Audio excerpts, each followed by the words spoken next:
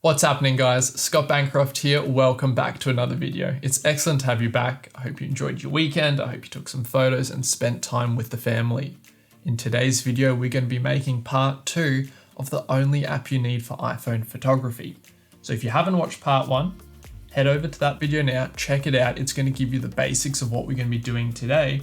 And when you're ready, jump back over to this video and we're going to be editing one of the photos that I took during that session. I know last video I said I would edit both photos, but I really want to take the time and put the detail into just editing one. So when you're finished with this video, you're going to have the fundamentals behind editing with Adobe Lightroom. Now, a quick disclaimer, I'm not saying that I'm the best at editing. I'm definitely not. And everyone's editing style is completely different. It is very much personal preference. So let's head over into the iPhone now, and I'm going to show you how I edit the golden hour photo that we took last video. So I'm going to open up Lightroom and it's going to open up to the home page. It's going to show me my recent photos at the top of the screen, but to access your photos, I'm going to press the button on the bottom left of the screen called Photos, and it's going to present me with a couple of options. The folder we want to go into today is called Lightroom Camera Photos, LR Camera Photos. And that's all the photos that the Lightroom camera took, and they're generally all going to be in RAW depending on the iPhone you have. All your newer iPhones from 7 up are definitely going to have RAW photos. Before we start editing this photo, I do need to tell you something, and that's we've all been in this situation. We get an editing program for the first time, or we're just using the default iPhone editor, and we start mashing the sliders like there's no tomorrow. We start punching saturation, we start punching clarity, and we think we're fixing the photo when really we're just adding more work for ourselves. So, the way I go about it now is I ask myself, what does this photo need? And as soon as you can identify what the photo needs, the quicker and more efficient your editing will be. Now with that out the way, let's dive on back into the phone and start editing this golden hour photo. By looking at this photo, I see that it is quite dark, the shadows are underexposed, but the highlights are looking quite reasonable and recoverable. So I initially bring up the exposure a little bit to see what I'm working with. I'll push the contrast up a tad, and I'm going to bring the highlights all the way down. In the first video I said it's easier to recover shadows than highlights, and this is exactly why. I've pulled the highlight slider all the way to the left, and you can see the color and clarity pop back into the sky. If the sky was any brighter than what it originally was, we wouldn't be able to get this color back in. And the shadows, which is the cityscape in the foreground, is looking quite dark. But by pushing the shadow slider to the right and adding light into the shadows, you can see how we can recover all that beautiful detail. And by just doing this, you can see we've gone from a dark looking photo that is quite underexposed to one that looks actually quite alright, and that's just with a few basic settings in the first panel. I'm just going to adjust the white slider and black slider a little to add a bit of contrast, and now we can move into the color section. The question I'm asking myself now is the photo too cool or too warm? I'm going to show you what I mean by that by a super exaggerated example. If I slide the temperature slider all the way up, this is what a very warm photo would look like. If I slide it all the way to the left, this is what a cool photo would look like. It's got a lot of blue tones to it. And to reset any slider, you just double tap on its dot and it resets it to its original setting. I'm looking at it, it's actually looking alright, but I love adding a little bit of magenta into my sunsets and sunrises to give it that golden hour feel. So I'm going to slide the tint slider ever so slightly up to the right.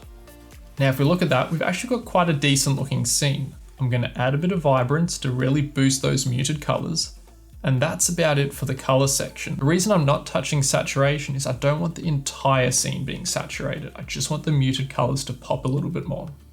A slider I definitely do use in this section is dehaze. I'll use it to get rid of any atmospheric haze that may be in the scene. And that comes from smoke, pollution, even fog. You can get rid of most of it by sliding the dehaze slider to the right.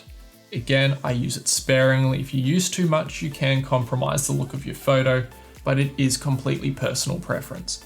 So I'll go ahead and I'll slide that to the right, and you can see how it brings a little bit more clarity into the air. I'm going to pass on vignette just for now. I don't really use vignette in landscapes. Vignette definitely has a time and a place in photography, and in this photo I actually don't think it needs it. It's looking quite nice, and there's no real areas around the border of the photo that I want to take your attention away from. Moving across to the details section, I'm going to add a touch of sharpening, And because we took this photo at such a low ISO, I don't have to add all that much noise reduction, but I do know that the iPhone sensor isn't the best quality compared to a DSLR, so I will add a touch of noise reduction just to take away any grain that may be there if someone had to zoom in on the photo. Then we can move into the optics section, and I will remove chromatic aberration and enable lens correction. Chromatic aberration is just some light errors coming onto the sensor from the lens, and you will know it's there because it looks like a purple fringe around sharp contrasting borders. Lightroom is so powerful that it has a database of all the lenses that most camera manufacturers make, and it has the lens correction for it.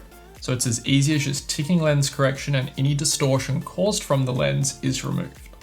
Now, I said I'm not going to start mashing sliders for the sake of it. I'm looking at the photo now. The buildings look pretty much upright for an Instagram photo, so I'm going to leave it as it is. The more edits you put onto a photo, the more you're going to chip away at its quality. And that's it done. You make your way through the different options in order, and you're going to come out with a reasonable looking photo. I now tap on the photo and I can see it in its full view. Tapping and holding is going to allow you to see the before and after. So let's go have a look what we started with. Tapping and holding, I can now see the photo is looking dark, the sky is reasonable, but as soon as we release, we can see what we've just created, and this is all on an iPhone camera. If you're just getting into photography or you don't want to go out and spend the money on a big camera, this is going to do the job for you to express your creativity.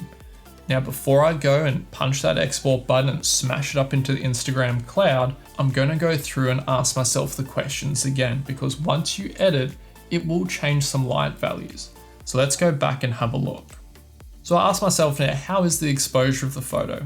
It's looking reasonable, but I might brighten it just a tiny bit more.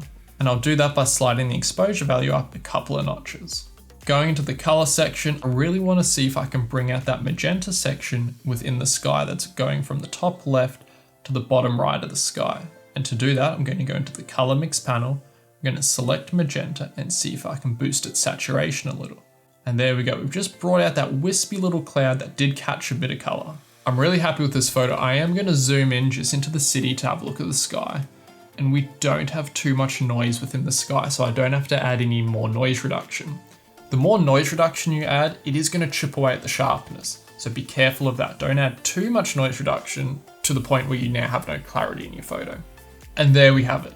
The photo's done. All we have to do now is go to the little box with an up arrow in the top part of the screen and press export to camera roll.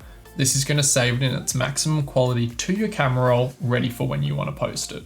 And that's it for today. In today's video, we went through the fundamentals of editing on Adobe Lightroom on your mobile. Last video, we went through taking the actual photo, and today we edited the photo. So go out there now with the knowledge you have and take some photos and edit them. I want to see what you're doing, so tag me on Instagram, scottbancroft_. There's no limit to the amount of tags or any questions you may have, so shoot me a DM at any time, write a comment below, and I'll get back to you as soon as possible, and together we're going to work through it and improve our photography.